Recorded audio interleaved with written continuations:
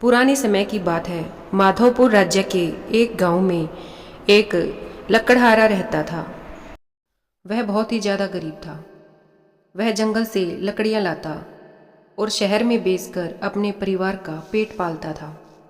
वह गरीब तो था पर आलसी भी कम नहीं था। जब तक घर में खाने पीने का सामान रहता वह मेहनत से कतराता रहता। जब घर में आटा समाप्त हो जाता और उसकी पत्नी उसे खरी खोटी सुनाती, तभी वह कुल्हाड़ी उठाकर जंगल की राह पकड़ता।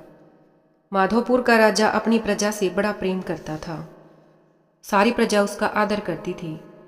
राजा प्राय अपनी प्रजा के दुख और सुख की खोज खबर लेने के लिए अपने राज्य के भीतर भेष बदल कर जाया करता था। उसके साथ उसके मंत्री और सिपाही भी साथ चलते थे। एक बार वह एक शहर से दूसरे शहर को जा रहा था तो रास्ते में उसे घने जंगल से होकर गुजरना पड़ा। घने जंगल में राजा रास्ता भूल गया। मंत्री और सिपाही काफी पीछे छूट गए। वे चलते रहे। अभी कुछ ही दूर चले थे कि उन्हें एक ओर से खटखट की आवाज सुनाई पड़ी। लगा जैसे कोई लकड़ियां काट रहा हो। राजा ने उसी ओर जाने का विचार किया। अपना घोड़ा उसी तरफ मोड़ लिया। देखा सचमुच एक लकड़हारा लकड़ियां काट रहा था।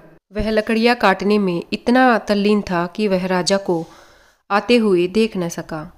राजा ने जो ही अपना घोड़ा उसके पास रोका, लकड़हारा चौंक उठा। उसने देखा सामने राजा घोड़े पर सवार खड़े हैं। उसने कुल्हाड़ी एक ओर रख दी और राजा के सामने उनको नमस्कार करके हाथ जोड़कर खड़ा हो गया। राजा को जोर की प्यास लगी है। लकड़हारे को जो ही यह बात मालूम हुई, वह तेजी से पेड़ पर टंगे हुए अपने छोटे से घड़े को उतर लाया और राजा ने खूब पानी पिया। पानी काफी ठंडा था। राजा जब पानी पी चुका तो उसने लकड़हारे और उसके गांव का नाम पूछा। फिर राजा ने हीरे से जड़ी हुई एक अंगूठी उस लकड़हारे को इनाम में दी। अंगूठी पाकर लकड़हारा बड़ा प्रसन्न हुआ।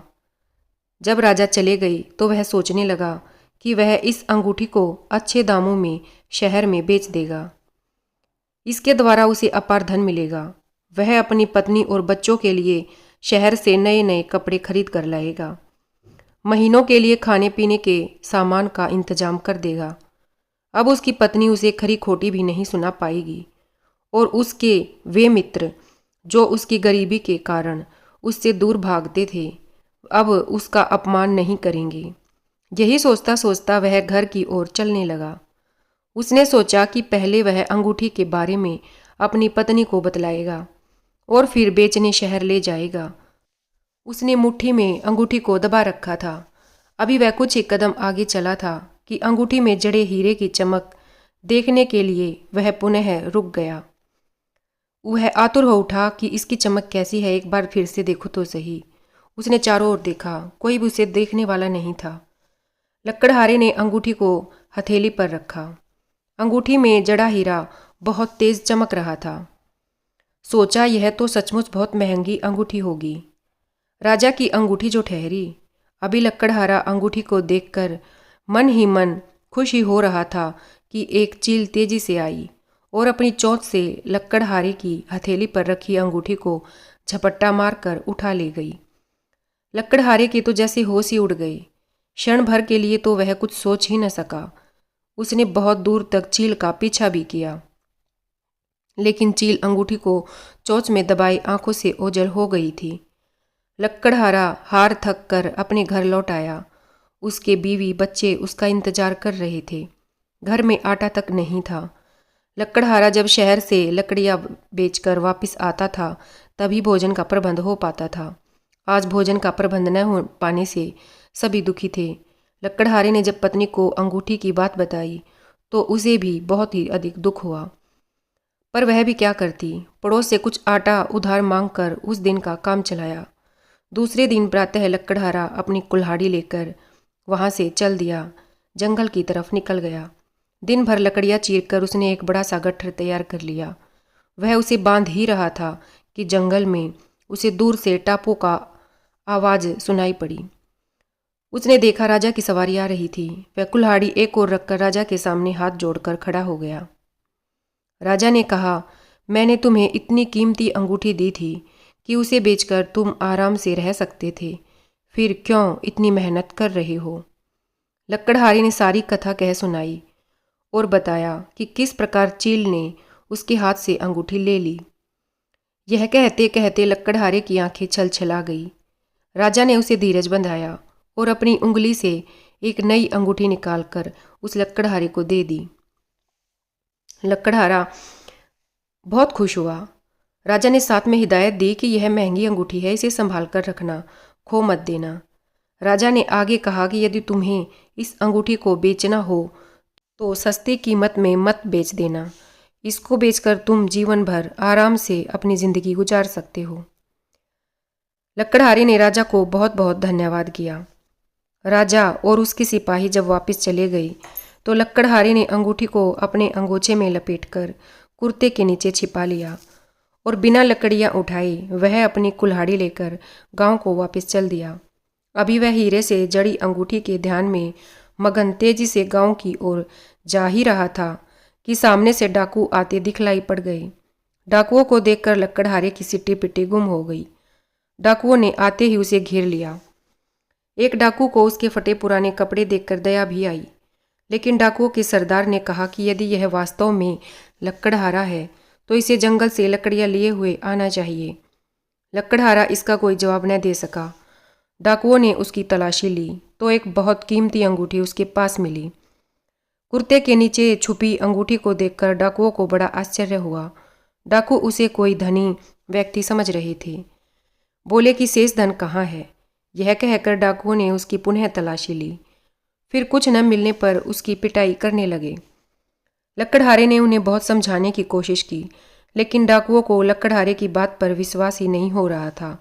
काफ़ी पिटाई लगाने पर भी जब डाकू उससे अंगूठी के अलावा और कुछ भी प्राप्त न कर सके तो उन्होंने लकड़हारे को छोड़ दिया।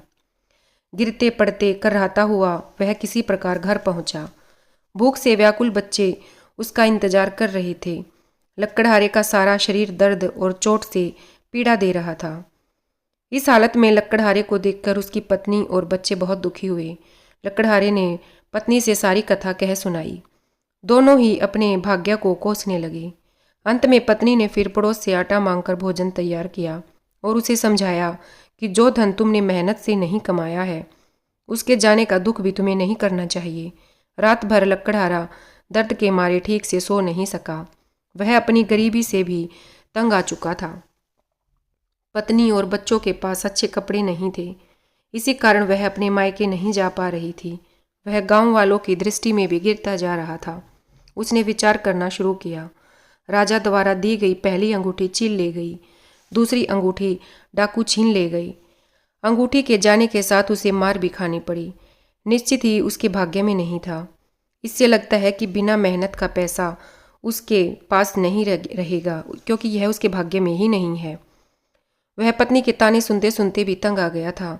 गरीबी के कारण अब मित्र भी उससे कतराने लगे थे। इससे उसका यह विचार पक्का बन गया था कि गरीबी दूर करने के लिए मेहनत के अलावा अब कोई दूसरा चारा है ही नहीं। अब वह मेहनत करके पैसा बचाएगा, तभी उसका मान बढ़ेगा। दूसरे दिन से ही लकड़हारा मेहनत पर जुट गया। वह रोज सुबह उठकर जंगल निकल जाता और लकड़ियाँ काट कर शाम को वापस घर आता, उन्हें शहर में बेचने जाता। साल भर में ही उसने इतने पैसे बचा लिए कि उन पैसों से बढ़ईगिरी का काम सीख लिया तथा औजार लाया। अब वह सुबह शाम खिड़कियाँ और दरवाजे बनाने लगा। शहर में लकड़हारे द्वारा बनाई गई खिड़कियाँ और दरवाजों की अच्छी कीमत मिलने लगी। मांग बढ़ जाने पर उसने कुछ कारीगरों को अपनी सहायता के लिए रख लिया। 5 साल के भीतर ही उसका काम खूब चमक गया। लकड़हारे की मेहनत देखकर सभी उससे प्रसन्न थे। जो मित्र उसकी गरीबी के कारण उससे कतराने लगे थे, वे पुनः अब उसके पास आने लगे थे। परंतु अब लकड़हारे को बेकार बैठने की फुर्सत ही नहीं थी। उसने देखा कि गांव के बहुत से लोग अभी भी बेकार बैठे रहते थे। उनके पास कोई काम नहीं था। लकड़हारा तो जैसे मेहनत का संदेश घर घर भिजवाने के लिए पक्का इरादा लेकर बैठा था। उसने पूरे गांव के नवयुवकों को संदेश भिजवाया कि जिन लोगों के पास कोई काम नहीं है वे उसके पास आएं। वह उनको काम देने के लिए तैयार है। शुरू में कुछ लोगों ने इस बात को मजाक समझा, लेकिन अनेकों युवक उसके पास आए तो लकड़हारे ने उन्हें समझाया कि अपनी तरक्की करने के लिए काम की कोई कमी नहीं है। उसने बताया कि जंगल से जो बच्चे और स्त्रियां बीड़ी बनाने वाले पत्ते तोड़कर उसके पास लाएंगे, उनको शहर में बिकवाकर पैसा दिलवाने की जिम्मेदारी वह लेता है। देखते ही देखते कुछ माह के भीतर घर घर में बीड़ी बनाने का कारोबार शुरू हो गया। लकड़हारे की सलाह से कुछ लोग खपरे और ईंटें बनाने के काम में जुट गए। स्त्रियां कपड़े सीने का काम करने लगी। कुछ लोगों ने मुर्गी पालन का उद्योग शुरू कर दिया। मुर्गियों के अंडे शहर में आसानी से बिक जाते थे। कुछ किसानों ने सब्जी आदि बड़ी मात्रा में लगानी शुरू कर दी। सबके कामकाज को वह स्वयं देखता था, उनको सलाह देता था। इस सब का नतीजा यह हुआ कि गांव के लोग अब कामों में व्यस्त रहने लगे। एक दिन जब लकड़हारा जंगल में सूखे पेड़ को काट रहा था, उसने लकड़ियों के साथ एक चमकदार चीज देखी। उसने गौर से देखा तो वह आश्चर्यचकित रह गया। अरे, यह तो वही अंगूठी है जो चील झपट्टा मारकर उससे ले गई थी। लकड़हारे ने अंगूठी उठा ली और फिर लकड़ियों का गट्ठर बनाकर वह अपने गांव की ओर चल दिया। उसने उसी शाम गांव के लोगों की एक सभा बुलवाई और शुरू से आखिर तक का सारा किस्सा गांव वालों को कह सुनाया कि किस प्रकार उसको राजा द्वारा दी गई अंगूठी चील झपट्टा मार के ले गई थी और किस प्रकार लगभग 10 वर्षों के बाद उसे वह पुनः प्राप्त हो गई। लकड़हारे ने आगे कहा कि अब वह बिना मेहनत से प्राप्त किए धन का अकेले उपभोग नहीं करना चाहता है, अतः इस अंगूठी को बेचकर उससे प्राप्त धन को वह गांव की तरक्की में लगाना चाहता है। इस बारे में आप सब लोग अपनी राय दें। तब सभी लोगों ने कहा कि गांव में साफ पानी पीने के लिए नहीं है तो 2 कुएं खुदवाए जाएं और एक स्कूल खोला जाए, जिससे पढ़ाई के लिए गांव के बच्चे जो बाहर जाते हैं वे स्कूल यहाँ पर होने के बाद यहीं पढ़ पाएंगे। पीने का पानी लेने के लिए भी गांव वालों को दूर तक जाना पड़ता है। जो दूर नहीं जाना चाहते थे उन्हें तालाब का गंदा पानी पीने के लिए मजबूर होना पड़ता था। लकड़हारा भी यही चाहता था। उसने अपनी ओर से एक शर्त रखी, वह यह कि गांव का हर व्यक्ति अपना घर साफ सुथरा रखेगा और कूड़ा एक निश्चित स्थान पर ही फेंकेगा। गांव वालों ने इस शर्त को मंजूर कर लिया क्योंकि इसमें तो सभी की भलाई ही थी। बहुत जल्द ही गांव में एक स्कूल खुल गया। लकड़हारे के प्रयास से वह स्कूल अपने ही ढंग का था, क्योंकि वह उन्होंने खुद खोला था, जिसमें बच्चे से लेकर बूढ़े तक पढ़ने आते थे। विद्यालय समय के पश्चात विद्यालय में ही अनेकों विभिन्न उद्योगों के बारे में बताया जाता था। चटाई बनाने वाले वहीं चटाई बनाते, बीड़ी के पत्तों से वही बीड़ी बनाई जाती, रस्सी बनाने वाले वहीं रस्सी बनाते, स्त्रियां वहीं पर सिलाई और कढ़ाई करती थी। जो कुछ उत्पादन होता वह शहर में बेच दिया जाता। अब गांव के सभी लोग खुश थे। साफ सुथरे गांव की खुशहाली देखकर राजा बहुत प्रसन्न हुआ। उसने गांव का नाम पूछा। गांव का नाम सुनते ही उसे लकड़हारे की याद आई। उसने सोचा कि एक लकड़हारे यहीं तो मुझे मिला था। राजा ने लकड़हारे को बुलाया तो मालूम हुआ कि वह जंगल में लकड़ी काटने गया है और अब आने ही वाला है। गांव वालों ने बताया कि वही गांव का सरपंच है। थोड़ी ही देर में लकड़हारा वापस आ गया। उसने लकड़ियां एक ओर रखकर राजा को प्रणाम किया। राजा ने उसका अभिवादन स्वीकार किया और उनसे अपनी कुटिया पर चलकर जलपान ग्रहण करने का निवेदन भी उस लकड़हारे ने किया। राजा उसके निवेदन को अस्वीकार नहीं कर पाया। लकड़हारे का साफ सुथरा घर चारों ओर से फलों के वृक्षों से घिरा हुआ था। लकड़हारे ने आसन बिछाकर राजा से बैठने के लिए कहा। तभी राजा ने अंगूठी के बारे में उससे पूछा। लकड़हारे ने सारी कथा सुनाई। महाराज, आपके द्वारा दी हुई पहली अंगूठी चील झपट्टा मार कर ले गई थी और जो आपने मुझे दूसरी अंगूठी दी थी उसको डाकू लूट कर ले गए और उन्होंने मुझे मारा भी बहुत।